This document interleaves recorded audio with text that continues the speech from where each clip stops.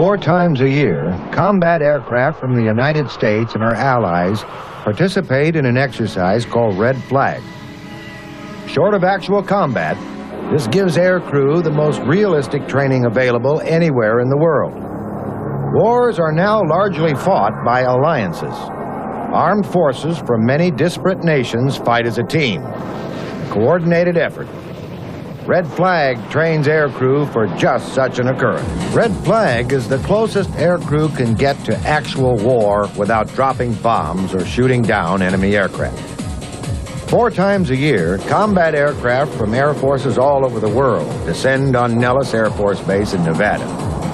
Over 2 weeks, their aircrews participate in an ultra-real training exercise. Operating as the Blue Force, or Friendly Force, they take off and land within sight of the bright lights of Las Vegas. With few restrictions on flying, they are tested to their very limits.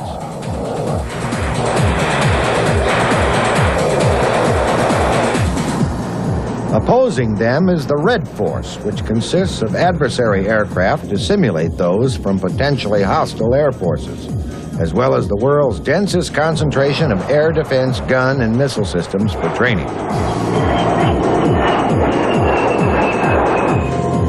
Crews from Britain and France may train in their own countries on ranges which have a few air defense systems, but nothing can compare to the sheer scale and complexity of the Red Flag ranges.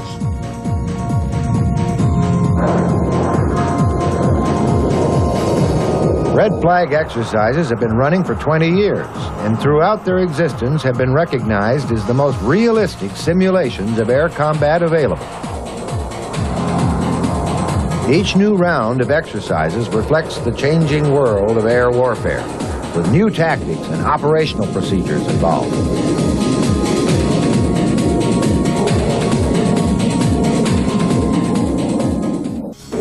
Red Flag started in 1975 as a reaction to some of the tactical failings of U.S. air power during the war in Southeast Asia.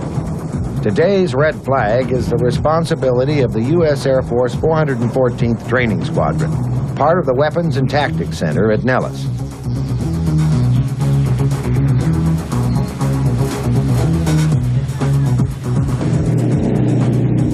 Red Flag's mission is to provide advanced, realistic, composite force training and to provide a forum for the exchange of ideas between the various participants.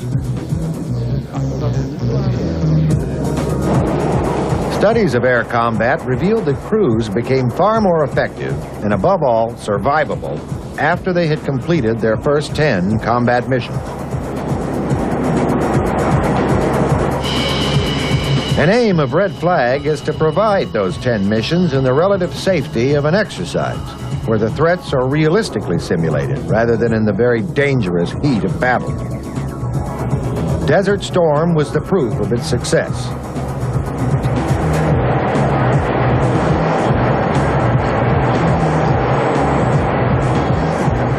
That conflict highlighted the validity of composite force training.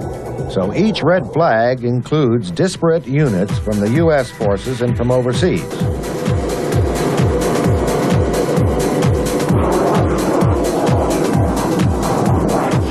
Most of the missions involve large packages, something the average aircrew will encounter in wartime but has little experience of in peacetime training. During Red Flag, aircrew may not only plan their own individual missions, but also those for strike packages, which involve multinational crews and over 40 aircraft assets.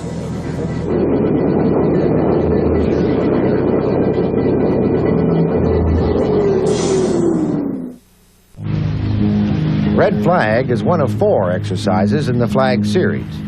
Maple Flag is another training exercise held in Western Canada.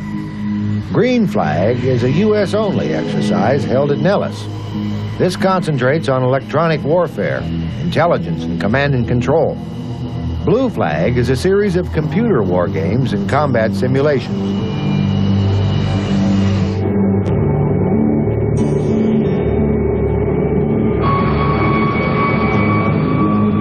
The high-tech aspect of air warfare is taking on an ever-increasing importance. It is the intention to green up future red flag exercises by introducing special missions aircraft such as those conducting electronic warfare, command and control, and intelligence gathering.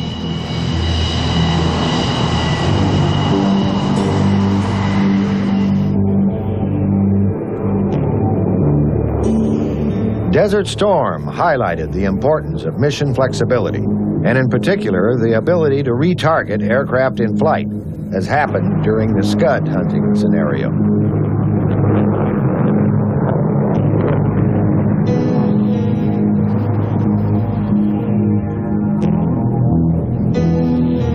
As part of the preparations for Desert Storm, a one-off Desert Flag was held in 1990 to prepare crews for the upcoming conflict. This concentrated on Iraqi adversary tactics, air tasking, medium-level bombing, and target identification.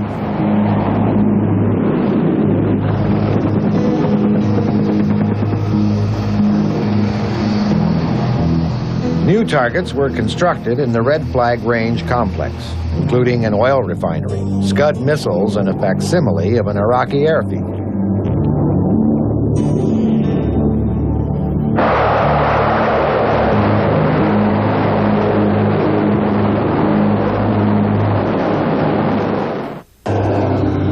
Each Red Flag exercise lasts for 6 weeks and is divided into 3 two-week phases. Participating aircrew change over at the end of each phase. Stateside units usually bring their own aircraft with them, but the overseas participants generally leave the aircraft there for the duration while the crews swap over.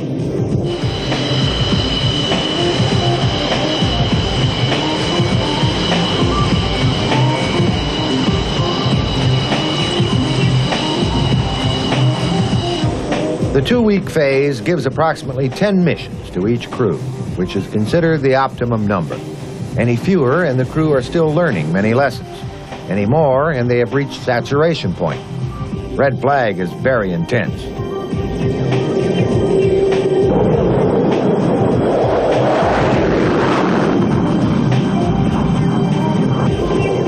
Each phase is structured so that the threat and complexity of the mission increase as the exercise progresses. Each day has 2 waves. This may consist of a day push at noon and a night push after 5 o'clock.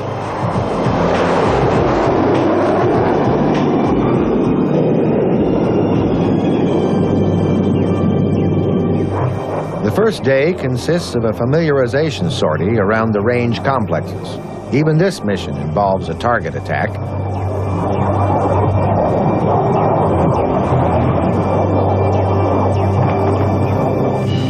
The first 3 days are used to work up to full operational capability. As each day progresses, minimum operating altitude decreases in steps from 500 feet with no ordnance on day 1 to 300 feet with inert ordnance on day 2. By day 3, it is possible to fly down to 100 feet and release live weapons.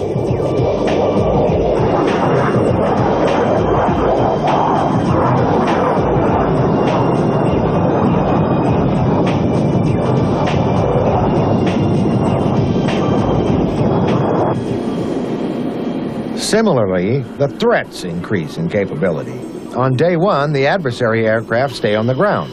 On day 2, they fly a Red Force mission against the Blue Force attackers, but using low capability aircraft, MiG-21s or 23s, and with third world tactics. Later, the Red Air Force aircraft get more sophisticated, MiG-29, Su-27, and the tactics may emulate those of a highly capable air arm with well-trained pilots.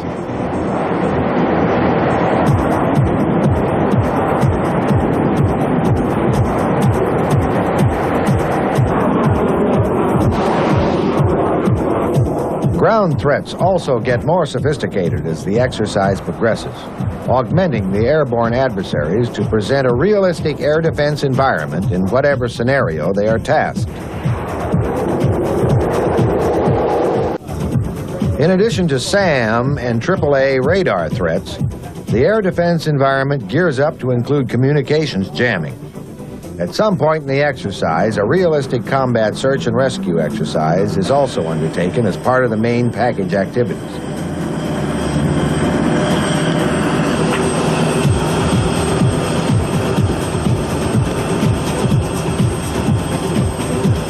One unsuspecting aircrew member is pulled out of his duties and put on a helicopter during one of the raids. He is deposited in the desert with his survival pack and emergency radio to simulate a downed airman.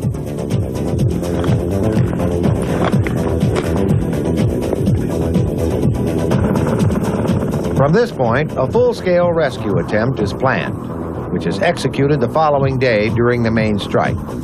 The rescue has to be fully integrated with the day's mission, with air cover assigned. The strike also has to contend with the Red Force, whose mission will be to hinder the rescue.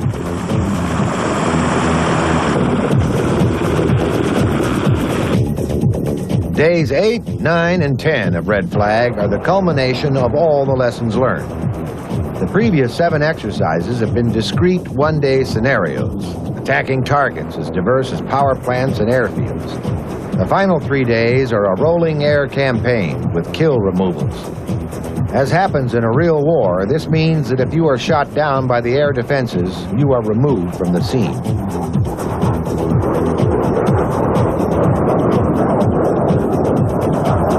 Foot ceiling with 5 miles minutes, altimeter 3015.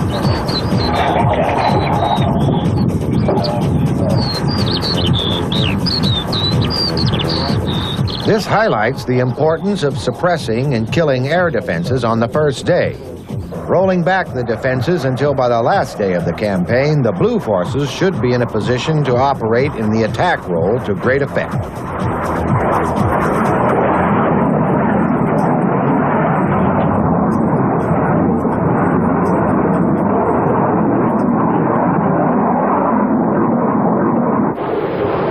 The Red Force is assigned a theoretical number of assets, and as these are destroyed, be they fighter aircraft or radar sites, they are not employed again for the duration of the campaign.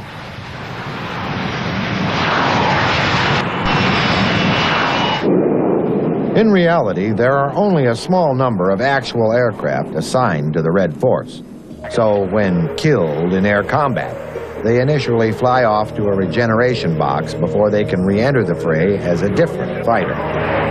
40 seconds. However, the number of dead aircraft the Red Force can regenerate is limited by the exercise staff. If they are assigned 36 fighters at the start of the campaign, and then there follow 36 kills by Blue Force, then the Reds are now out of fighters.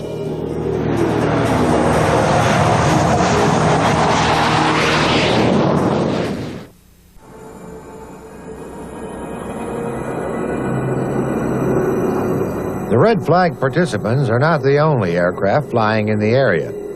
The Nevada desert is sparsely populated and thus secure. For these reasons, it is widely believed that the U.S. Air Force continues to conduct some of its most secret test programs here.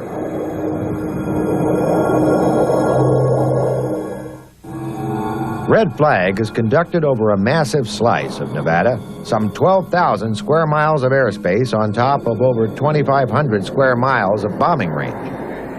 Over 1,400 targets are located in the vast range complex. These comprise a wide variety of industrial complexes, airfields with aircraft targets, SAM sites, AAA batteries, and a good many other types.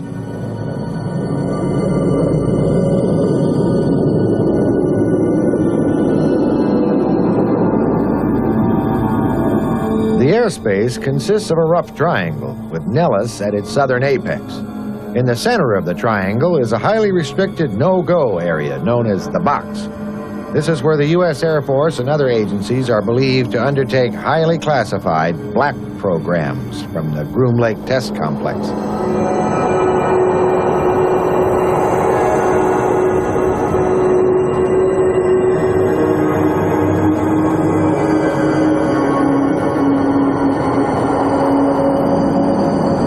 Groom Lake Base itself is not officially recognized, much less the activities there, which are rumored to range from captured MiGs through Mach 5 spy planes to flight tests of extraterrestrial aircraft.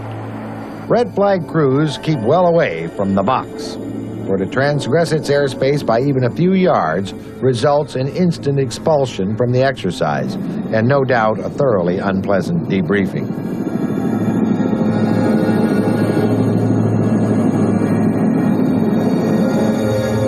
Running south and west from the box is further restricted airspace, protecting the Nevada test site.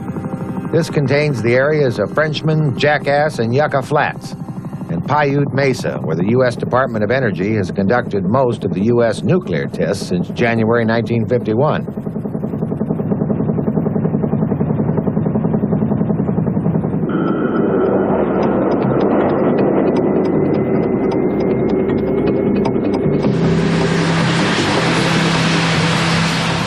Other no-go airspace surrounds the former F-117 base at Tonopah Test Range in the northwest corner of the ranges.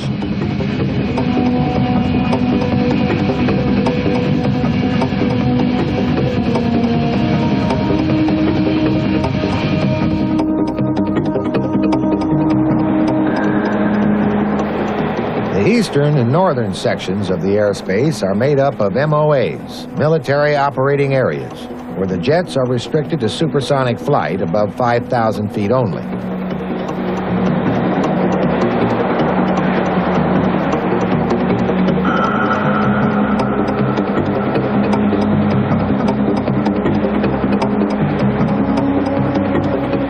These restrictions aside, the Nellis Range complex still provides some of the world's most clear airspace for unrestricted combat flying, and it is used to the full during the Red Flag campaign.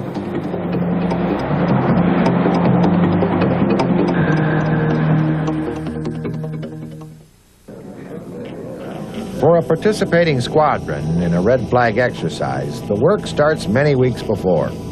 Each squadron usually sends its most capable and experienced air crew.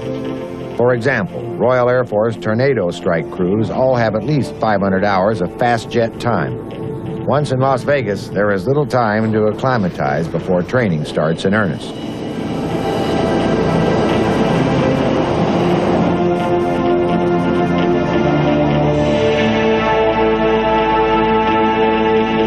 Each mission begins with an in-depth briefing. There are mass briefings of all participants, where unit assignments are given and overall intelligence briefed. And there are briefings at unit level, where the details of the strike are given.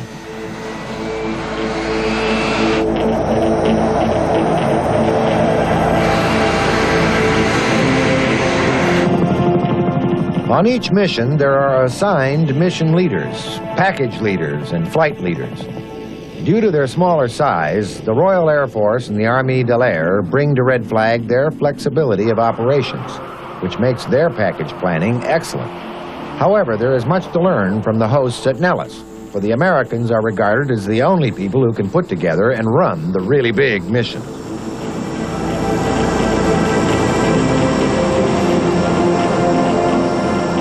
As in any exercise, detailed and accurate feedback is essential to maximize aircrew training and learning. When exercises are conducted on such a grand scale, you need to have exact knowledge at all times of what's happening with all aircraft in flight. The Red Flag Measurement and Debriefing System, RFMDS, makes this possible.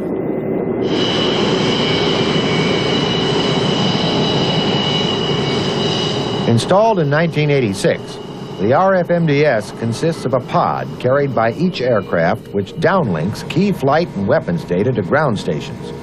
Relayed to a central computer, all this data is processed to provide a complete visual display of the mission.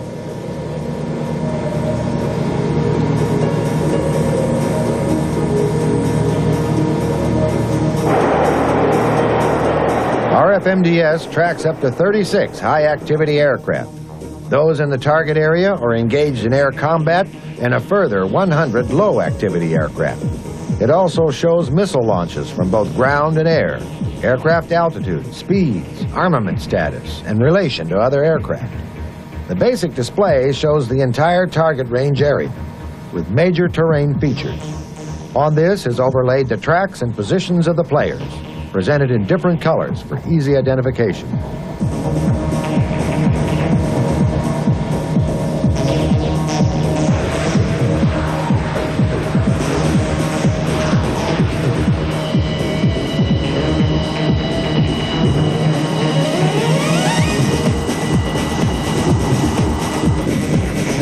When the mission is complete, the learning is far from over.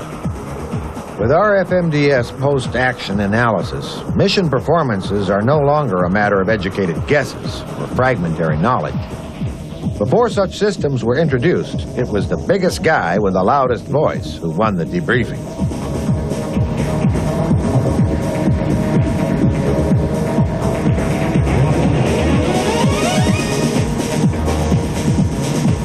The simulated firing of missiles can be scored by the RFMDS to judge whether they were successful. Aircraft performance is recorded in extensive detail and can be played back in demonstrable and dramatic visual form to determine who really won the battle.